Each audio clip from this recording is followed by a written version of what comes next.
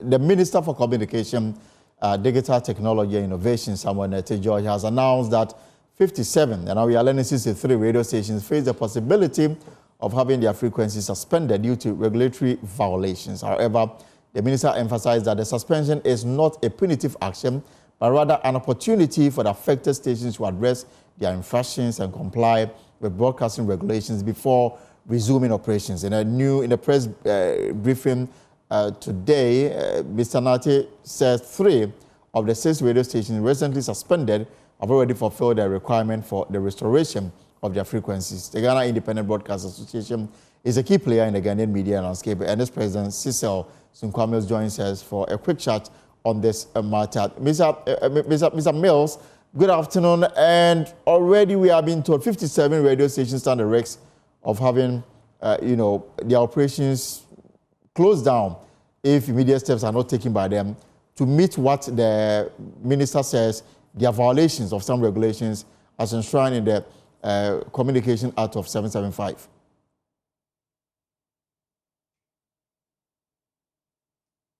And if you can kindly unmute for me, sir. Sorry. Yeah. Right. So we are back to the same issues. Yeah, yes. we are back to the same issue of radio stations going through this ritual. Now, 57 of your members may have their licenses even revoked if they don't comply with what the minister says, their violations of some portions of the Electronic Communication Act of 775. Yeah, thank you for the opportunity.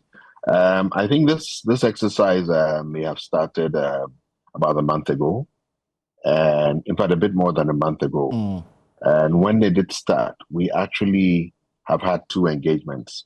One actually with the minister, and the other was with the Director General, the Acting Director General of the NCA.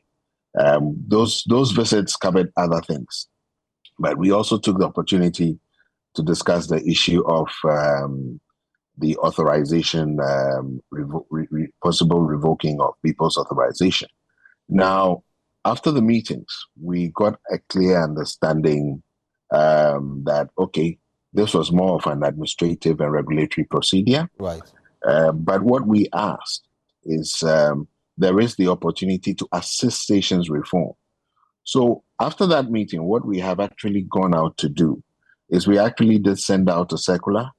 Of course, it went through the membership, and we asked for stations that had either received letters or were not sure about their status in terms of renewal of their authorizations to reach out to our secretariat. I think to date we've had contact with over 30 stations, and my brother, the reasons are numerous. Some are short payments, some are full payments, some are there are quite a number of things for stations to do to meet all the regulatory issues. Right. But in some, because there are different cases in each case, what we're doing is we're tabulating, and out of the first sample, we actually will engage again. But we have already directed some stations and guide them on to follow up with the NCA specific desks to do simple things.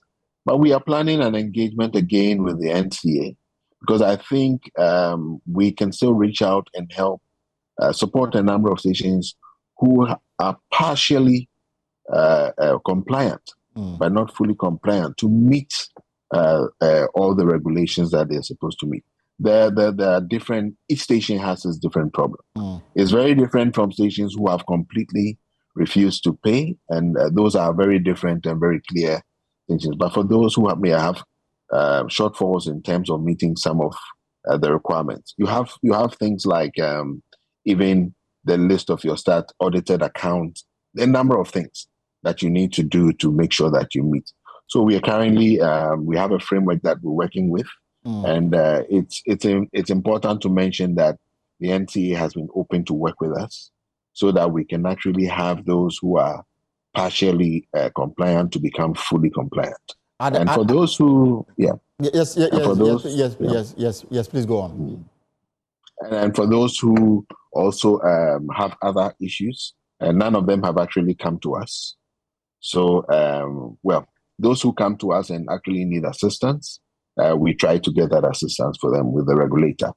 So in the second meeting is to create a framework that we can actually support stations to look at how they can become fully compliant and not lose their authorizations. Are there, Mr. Mills, are there also ethical issues? Because the GJA some time back, complained about some content on radio that for them doesn't sit well. Are there also ethical issues being raised by the NCA in this regard?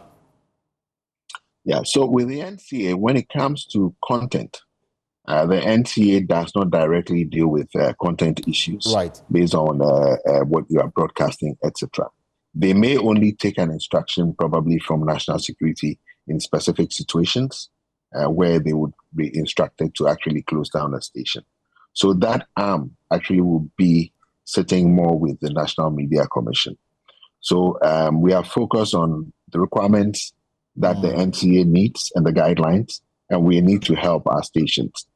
In some situations, we realize there's even a gap between who holds the documentation between the owners, and the people who are actually managing the station. Right. So probably in some cases where the owner may have received a letter, the management has not actually received the letter to go through and act on putting things together. So there are little gaps, but we are hoping and praying that we try to get those who are partially compliant to be compliant. But you will say that these infractions are solvable? Well, so far, some of the people who have come through to us are making an attempt. People have reached out. In fact, in some cases, payments have been made, and the payments have gone to accounts which are not supposed to go or have not reflected the right instructions. So they are little administrative. So we will try and clean out as much as possible to have stations who want to be compliant to be. But if you are completely off the ball, that's a different ballgame. All right, Mr. Mills, thank you so much for your time this afternoon. And that he is the man in charge of the Independence Broadcasters Association, GIBA. And then